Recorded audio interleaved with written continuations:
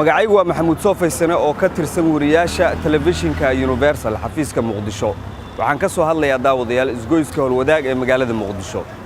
maanta waxaan rabaa inaan idinla wadaago sheeko xambaarsan dareen gooni ah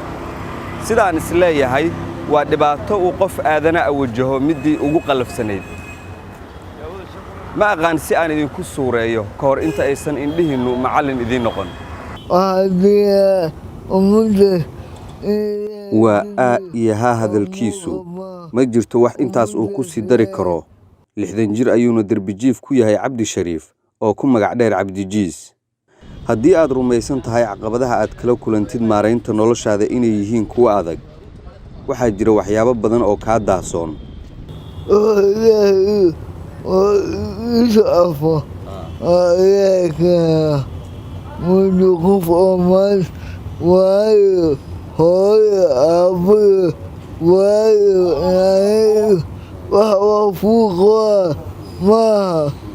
da iyo duruufo adag oo isbiirsaday ayaa dalambaabi ka dhigay waayeelkan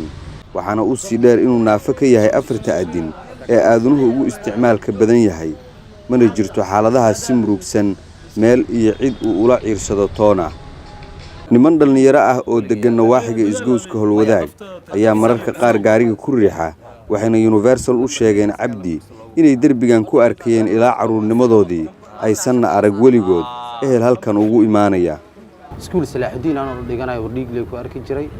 wallahi nin loodkii aan iga waaweynay aad u yaqaan oo ahay laakiin nolol ahaan markii la dhahay cali waa nin aad u liit nafsiyan markii la dhahay caafimaad ahaan markii la dhahay magaalo ahaan markii la dhahay xataa magaaladu waa jooga caasimadii iska dhex jooga maane nolol ahaan waa nin aan meel u bixin baxo bakaara tago oo gaari gacan lagu qaado cali wallahi nolol ahaan hadda meel oo seexda Cabdi si ahaanta markaan is dhahay al xabiib horteedo seexda meel marka arka xaaladiisa markaan wareystay aad baan uga naxay wuxuu dhahay hooy ma haysti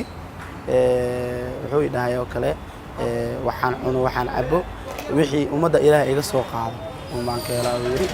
marka waalid inta ma ku joogaan dhahay wuxuu ugu yiri waalid iyo walaal midna ima joogo qof wax qabanaya ima joogo walaalihii Soomaaliyeed oo laamiga dhaxmara wax ka qaataa yiri marka waxaan ku iri insha Allah waa ku imaanaya marka waxaan la soo xiriiray bahda Universal TV waxaan isleeyahay dhibaatooyinka aan ka cabano waxaan dib ugu noqon doonaa halbeega maskaxdeena mar haddii waayeelkan jilicisan aysan cidina ku daryeelin magaalada Muqdisho isagoo ay isku biirsadeen xaalado kala duwan